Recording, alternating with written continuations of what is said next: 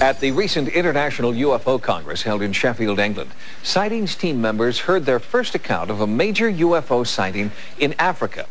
It was particularly intriguing because the eyewitnesses were school children who had not had any exposure to popular press accounts of UFOs.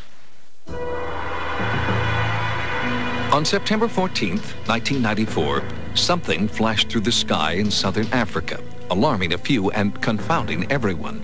It was a UFO. 2 days later, 62 school children in Ruwa, Zimbabwe, claimed they had seen a UFO land in the schoolyard. It was dismissed as fantasy until one UFO researcher began insisting that the children were telling the truth.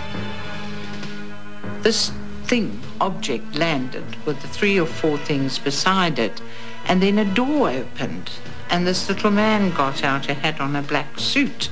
Cynthia Hind is one of Africa's leading ufologists. She interviewed the children the day after their encounter and had them draw pictures of the strange visitors they had seen. They were very slim, the suit was black, but it was the eyes that was frightening. In 1995, Hind brought worldwide attention to the Ruwa children when she presented their case at the 8th International UFO Congress in Sheffield, England. Why don't they try and form some sort of panel?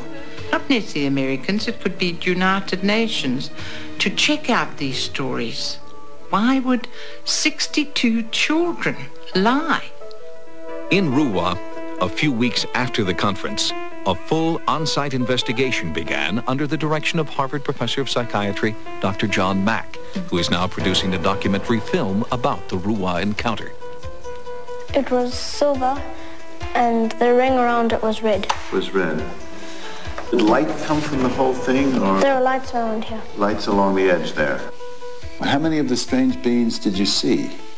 I saw one over here. They had eyes like that, and they were kind of just like looking at us. They were like kind of astonished at what we were. I felt scared. It felt scary? What was scary about it?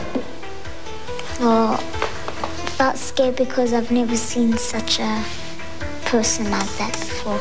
They experienced very powerful encounters with these beings and were left with the rather disturbing fact that this seems to be what it is, and it seems to have no other psychiatric explanation. More disturbing still was what the children told Dr. Mack about the purpose of the alien visit. It was a dire warning Mack had heard more than 100 times before from people in the United States, half a world away. And yet their doomsday scenario was being repeated to the last detail by the Ruwa children.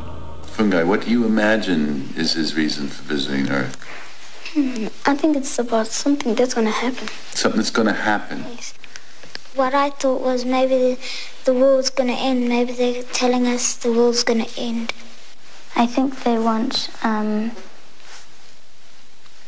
people to know that we're actually making harm on this world and we mustn't get too technologized. How did that get communicated to you? I don't really know, but it just popped up in my head. Pollution? Yes. He never said anything. It's just that the face is the eyes. They looked horrible. And the eyes, the horrible look, had that information that you just told me? Yes.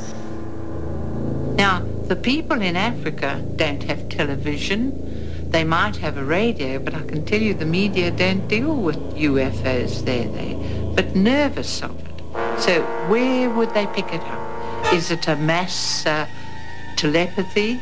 While some researchers are suggesting the Ruwa sightings were created by mass hallucination, Dr. Mack hears a different story from the children. If someone were to say, well, you know, you just have a lively imagination and you made this up, what would you say?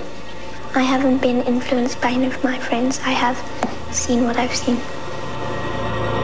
Because of political instability in many African nations, it's been impossible to get an accurate accounting of UFO sightings there.